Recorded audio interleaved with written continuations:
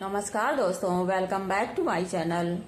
दोस्तों, अगर आप भी अपने कनेर के पौधों में इस तरह की फ्लावरिंग चाहते हैं तो आप अभी भी अपने कनेर के पौधों में कुछ काम कर लें, जिससे कि आपके कनेर के पौधे भी इसी तरह से फूल देने के लिए तैयार हो जाएं। दोस्तों, ये मेरे हाइब्रिड कनेर के पौधे हैं, जिनमें कि आज मैं रूट प्रूनिंग और प्रूनिंग का काम करूंगी। साथ ही साथ इसमें हम आज फर्टिलाइज़र भी डालेंगे और इसकी मिट्टी को भी बदल करके दूसरी मिट्टी तैयार करके इनमें डाले देंगे। दोस्तों, ये सारी चीज़ें आज आपको इस वीडियो में जानने को मिलेंगी, इसलिए प्लीज़ वीडियो को पूरा देखें। और वीडियो अगर थोड़ा सा भी पसंद आए तो प्लीज़ वीडियो को लाइक एंड शेयर और सब्सक्राइब ज़रूर करें।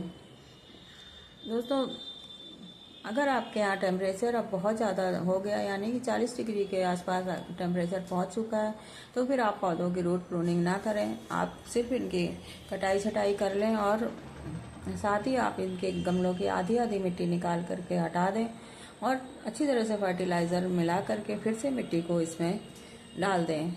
इस तरह से भी आप अभी इन पौधों से फूल ले सकते हैं। लेकिन अगर आपके यहाँ टेम्परेचर अभी ठीक ठाक है और आपके यहाँ अभी बूंदाबांदी वाला मौसम बीच बीच में हो जाता है, तो आप अभी भी इन पौधों की रूट प्रूनिंग आसानी से कर सकते हैं और इन पौधों में कोई भी खराबी बिल्कुल नहीं आएगी। दोस्तों, हाइब्रिड कनेर के बहुत सारे कलर नर्सरी में अवेलेबल हैं। आप कोई भी पौधे इस समय नर्सरी से ला करके लगा सकते हैं। अभी विंटर फ्लावरिंग प्लांट्स में भी अच्छी फ्लावरिंग हो रही है, क्योंकि अभी गर्मी बहुत ज़्यादा नहीं है। दोस्तों, अगर इसी तरह का मौसम रहा तो अभी ये 10-15 दिन तो फूल आसानी से देंगे। दोस्तों, इन पौधों की रूट प्रूनिंग करने के लिए हम इनको पहले गमलों से बाहर करेंगे। दोस्तों, अगर आपने अपने पौधों की मिट्टी वेल ड्रेन बनाई है, यानी कि आपके गमलों की मिट्टी भुरभुरी है, तो इन पौधों को गमले से निकालना बहुत ही आसान काम होता है। इसके लिए सबसे पहले आप गमले को लिटा लें और उसके बाद गमले को दोनों पैरों से दबा करके और आप पौधे को खींच करके निकालेंगे तो ये पौधे बहुत ही आसानी से बाहर हो जाते हैं। दोस्तों, हाइब्रिड कनेर में बहुत देखिए इस तरह से ये पौधा कितनी आसानी से बाहर हो गया और आप देख सकते हैं कि ये पूरा पौधा जड़ों से भर गया है। दोस्तों, इस पौधे को हम गमले से निकालने से पहले इसकी जो ये बहुत सारे नई ब्रांचेस जो बिल्कुल नीचे से निकल रही हैं, इनको हम काट करके हटा देंगे, जिससे कि हमारा पौधा नीचे से साफ सुथरा लगे और ऊपर से ये एक अच्छी खासी शेप में आ जाए।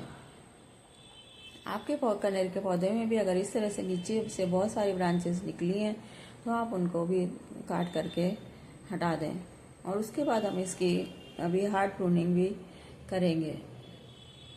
हम एक काम पहले ही कर लेंगे, जिससे कि इस पौधे को निकालने में भी आसानी हो और इसको लगाने में भी आसानी हो।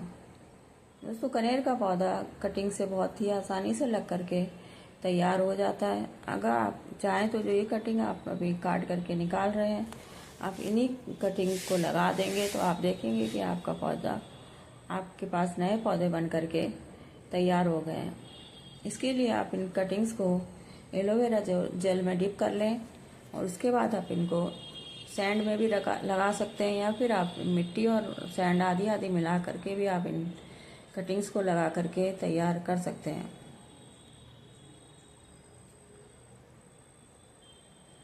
दोस्तों, इस तरह से मैंने अपने पौधे की कटिंग कर ली है और अब इसको भी हम गमले से बाहर निकाल लेंगे। दोस्तों, कनेर का पौधा एक फुल सनलाइट में चलने वाला पौधा है और आप इसको पूरी गर्मी में भी पूरे दिन की धूप में रख सकते हैं।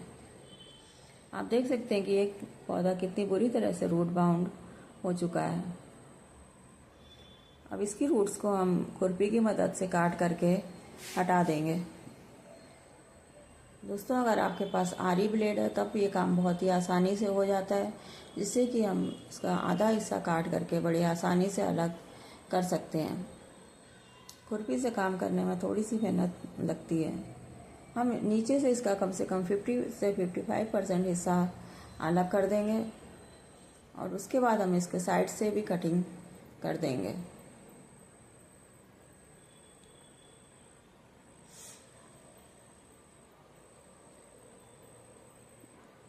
दोस्तों अगर आपको वीडियो थोड़ा सा भी अच्छा लगे तो प्लीज़ वीडियो को लाइक एंड शेयर करें और चैनल को सब्सक्राइब ज़रूर करें।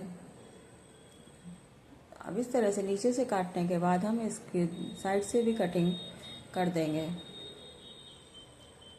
दोस्तों ये हाइब्रिड कलर में बहुत सारे कलर आते हैं, जिसमें कि वाइट, पिंक और येलो, और इसके अलावा डार्क रेड कलर भी आता है। इसके साथ ही साथ इसमें एक कई सारे कलर आते हैं, लेकिन देसी कलर में हमें सिर्फ पीला कलर और एक पिंक कलर ही देखने को मिलता है।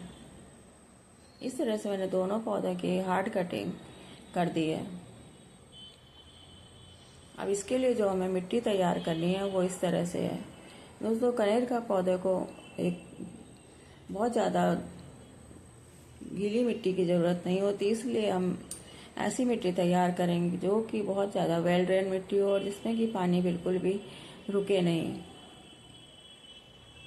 इसके लिए हम जो मिट्टी लेंगे वो है 40% हम इसमें गार्डन सॉइल लेंगे और इसमें हम 30% के लगभग कंपोस्ट मिला लेंगे और इसमें हम 10% सैंड और 10% हम इसमें राइस हस्क का इस्तेमाल करेंगे।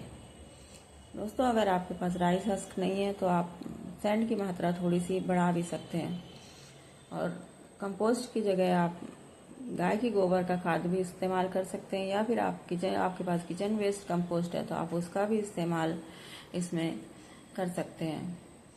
इन सब चीज़ों को मिलाने के बाद जो एक चीज़ हम इसमें और डालेंगे वो है नीम की खली।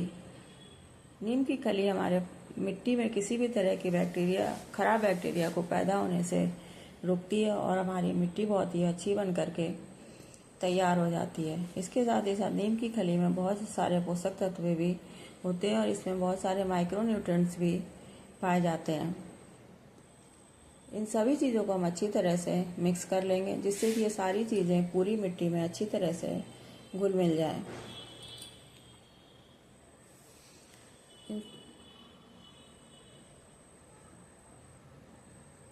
इन सभी चीज़ों को मिलाने के बाद हम गमले में सबसे पहले एक ठीकरी रखेंगे, यानी कि कोई भी मिट्टी का टुकड़ा हम गमले में रख लेंगे और उसके बाद इस पौधे को उसमें लगाएंगे। दोस्तों मेरे पास ये दीपावली के दिए पड़े हुए हैं जिनका इस्तेमाल मैं इसी तरह से गमलों में नीचे ड्रेनेज होल में लगाने के लिए करती हूँ। अब हम गमले को हल्का बनाने के लिए और जिससे कि और हमारी मिट्टी कम लगे, इसके लिए हम इसमें नीचे थोड़ा सा किचन वेस्ट डाल लेंगे।